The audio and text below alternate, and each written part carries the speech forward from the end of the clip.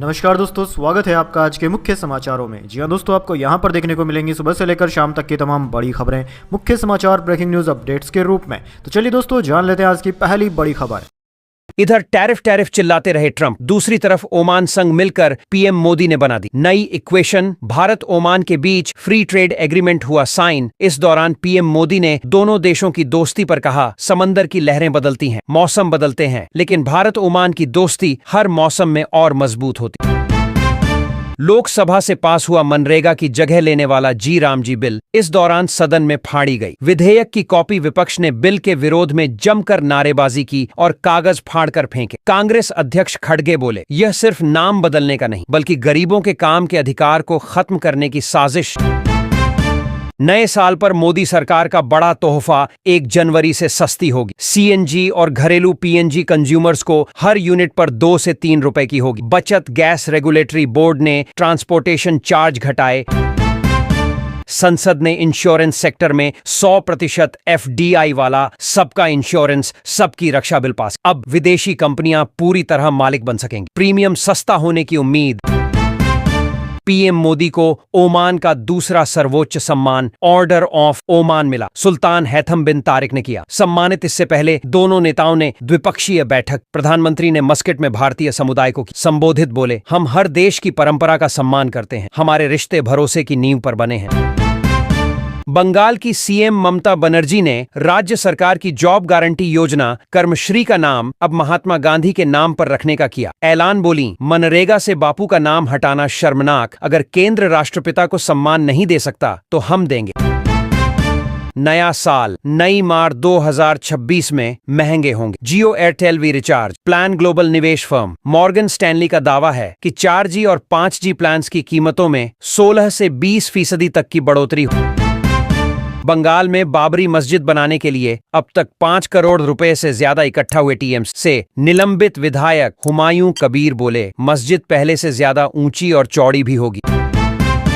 पूर्व पीएम नेहरू के दस्तावेज नहीं लौटा रही सोनिया गांधी। सरकार बोली, 2008 में गांधी परिवार के अनुरोध पर ये पेपर्स आधिकारिक तौर पर सौंपे गए थे। वे उनकी निजी संपत्ति नहीं बल्कि देश की धरोहर है। दिल्ली में प्रदूषण से निपटने के लिए ग्रेप का चौथा फेज लागू। इसके तहत पॉल्यूशन सर्टिफिकेट के बिना गाड़ियों को पेट्रोल, डीजल या सीएनजी नहीं मिलेगा। सिर्फ BS6 इंजन वाली गाड़ियों को मिलेगी। एंट्री 12 लाख वाहन प्रभावित होंगे। दफ्तरों में 50% वर्क फ्रॉम होम अनिवार्य।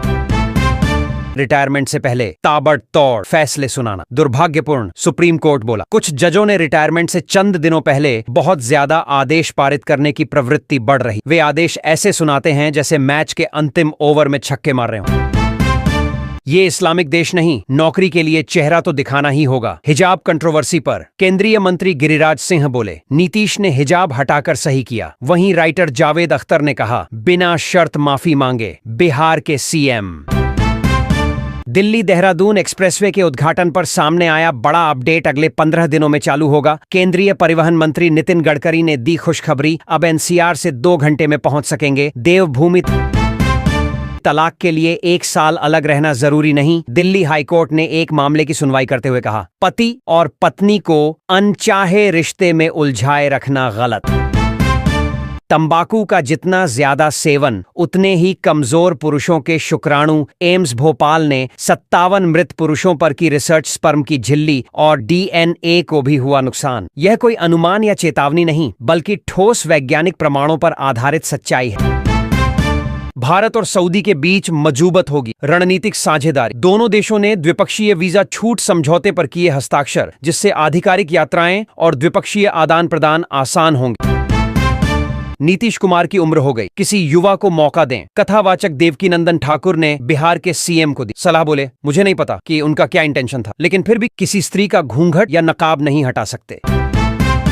तमिलनाडु में लाखों नौकरियों पर गहराया संकट। सीएम स्टालिन ने चुनाव से पहले पीएम मोदी को पत्र लिखकर अमेरिका से बातचीत कर समाधान निकालने का किया आग्रह। कहा, एक बार जब ग्लोबल सप्लाई चेन बदल जाएगी तो खोए हुए बाजारों को वापस पाना बेहद मुश्किल होगा।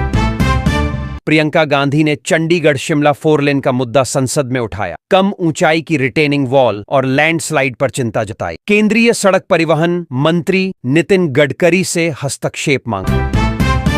यूपी में शीतलहर और कोहरे के कारण ताजमहल हुआ अदृश्य, 50 ट्रेनें लेट और कई फ्लाइट्स कैंसिल। स्कूलों का समय भी बदला। पाकिस्तान से आ रही सर्द हवाओं से गलन बढ़ी, 6 डिग्री सेंटीग्रेड पहुंचा पारा।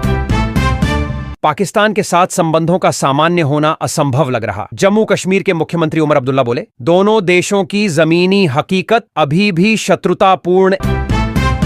एमपी में 5 टाइगर रिजर्व मिलाकर बनेगा स्पेशल कॉरिडोर। विधानसभा में सीएम मोहन यादव बोले, घर तक खाद पहुंचाएंगे। वहीं नेता प्रतिपक्ष ने 2026 के लिए मांगी 7 गारंटी। इथियोपिया ने पीएम मोदी को दिया अपना सर्वोच्च सम्मान, द ग्रेट ऑनर निशान अवार्ड। यह अवार्ड पाने वाले पीएम मोदी दुनिया के पहले नेता बने। इस दौरान प्रधानमंत्री मोदी ने इथियोपिया की संसद के संयुक्त सत्र को भी किया संबोधित। बोले, यह शेरों की धरती 140 करोड़ लोगों की दोस्ती, सद्भावना और भाईचारे का संदेश लेकर आया हूं। आपका प्यार मुझे यहां खींच लाया।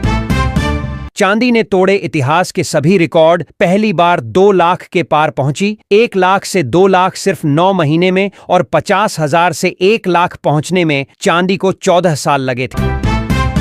देश के करोड़ों रेल यात्रियों के लिए बहुत अच्छी खबर, सीट कंफर्म हुई या नहीं। अब यात्रा शुरू होने से 10 घंटे पहले ही आ जाएगा मैसेज, ताकि यात्रियों को समय रहते ही रिजर्वेशन स्टेटस पता चल सके। रेलवे ने लागू किया नया चार्टिंग सिस्टम। सीएम नीतीश ने हिजाब खींचा तो नुसरत ने बिहार छोड़ा। बोली, अब नौकरी ज्वाइन नहीं करूंगी। मुख्यमंत्री का इरादा जो हो, लेकिन मुझे तकलीफ हुई। वहीं पाकिस्तानी डॉन भट्टी ने सीएम नीतीश को दी धमकी। कहा, सार्वजनिक तौर पर माफी मांगे, वरना बाद में ये मत कहना कि चेताया नहीं। देखो ओ दीवानो, ये काम ना करो, राम का नाम बदनाम ना करो। मनरेगा को लेकर लोकसभा में दिखा कांग्रेस नेता शशि थरूर का शायराना अंदाज। बोले, यह महज एक प्रशासनिक बदलाव नहीं है, बल्कि मूल भावना और दार्शनिक आधार पर हमला है। कांग्रेस अध्यक्ष मल्लिकार्जुन खड़गे ने नेशनल हेराल्ड मामले पर दिल्ली में की प्रेस कॉन्फ्रेंस। बोले, गांधी परिवार को सताया जा रहा। नेशनल हेराल्ड केस सिर्फ राजनीतिक बदले की भावना से प्रेरित। कोर्ट का फैसला मोदी शाह के मुंह पर पड़ जैसा। इथियोपिया के बाद ओमान पहुंचे पीएम मोदी। एयरपोर्ट पर उनका औपचारिक स्वागत किया गया। मस्कट में भारतीय समुदाय को संबोधित किया। आज सुल्तान हैथम बिन तारिक से द्विपक्षीय बैठक होगी। अमेरिका को आई अक्ल भारत से दूरी बढ़ते देख अब राष्ट्रपति ट्रंप कर रहे तारीफ। बोले, भारत दुनिया की सबसे पुरानी सभ्यताओं में से एक का घर है। यह एक अद्भुत देश है। हमें प्रधानमंत्री मोदी के रूप में एक महान मित्र मिला है। अब खराब गुर्दे का भी इलाज होगा। संभव वैज्ञानिकों ने खोज निकाला नया तरीका। हाल ही में चूहों पर की गई रिसर्च में जब सेरामाइड्स के निर्माण को रोका गया तो उनकी किडनी की कोशिकाएं स्वस्थ रहीं और माइटोकॉन्ड्रिया सुरक्षित रहे। सर्ज प्राइसिंग से छुटकारा ड्राइवरों को मिलेगा। 80% किराया दिल्ली में 1 जनवरी से शुरू होगी। भारत टैक्सी ऐप पर यात्रियों को ऑटो, कार और बाइक टैक्सी तीनों की सुविधा मिलेगी। इससे कम दूरी से लेकर लंबी यात्रा तक हर जरूरत के लिए एक ही प्लेटफॉर्म उपलब्ध। भारत इथियोपिया के रिश्ते हुए और मजबूत। अब दोनों देश बने रणनीतिक साझेदार। 8 समझौतों पर हुए हस्ताक्षर। वहीं पीएम मोदी की ओमान यात्रा पर टिकी उद्योग जगत की निगाहें। द्विपक्षीय व्यापार दोगुना होने की संभावना। सिडनी में यहूदियों पर हुए हमले को लेकर भड़के अमेरिकी राष्ट्रपति ट्रंप। बोले, कट्टर इस्लामी आतंक के खिलाफ दुनिया को आना होगा साथ। वहीं इंटेलिजेंस डायरेक्टर तुलसी गबार्ड बोली, इस्लामिज्म पूरी दुनिया की सुरक्षा के लिए खतरा। पाकिस्तान में फिर मचा बवाल। अदियाला जेल के बाहर पीटीआई समर्थकों पर केमिकल अटैक। पूर्व पीएम इमरान खान की बहनों पर आर्मी चीफ आसिम मुनीर ने किया जुल्म। उत्तराखंड में जंगली जानवरों का आतंक। खेती छोड़ रहे किसान। दिन में बंदर और रात में सुअर पहुंचा रहे नुकसान। पिथौरागढ़ में 16,000 हेक्टेयर कृषि भूमि बंजर। राहुल गांधी का जर्मनी में भारतीय विदेश। कांग्रेस के कार्यकर्ताओं ने किया स्वागत। कांग्रेस नेता ने राजधानी बर्लिन में भारतीय प्रवासी समुदाय से किया संवाद और यूरोप में पार्टी के विभिन्न अध्यक्षों से मिलकर एनआरआई मुद्दों और पार्टी की विचारधारा फैलाने पर चर्चा की। इसके अलावा म्यूनिख में BMW प्लांट पहुंचे। कहा, भारत में मैन्युफैक्चरिंग में गिरावट आ रही। चुनाव आयोग ने 5 राज्यों केंद्र शासित प्रदेशों में जारी की SIR की ड्राफ्ट वोटर लिस्ट 1 करोड़ से ज्यादा नाम कटे, ये कुल मतदाताओं का 7.6%। EC के आंकड़ों के मुताबिक 27 अक्टूबर को SIR की घोषणा के समय जहां इन राज्यों में 13 करोड़ 35 लाख मतदाता थे, वहीं ड्राफ्ट सूची में यह संख्या घटकर 12 करोड़ 33 लाख रह गई है। सभी सरकारी प्राइवेट दफ्तरों में 50% वर्क फ्रॉम होम अनिवार्य, कंस्ट्रक्शन मजदूरों के खातों में भेजे जाएंगे।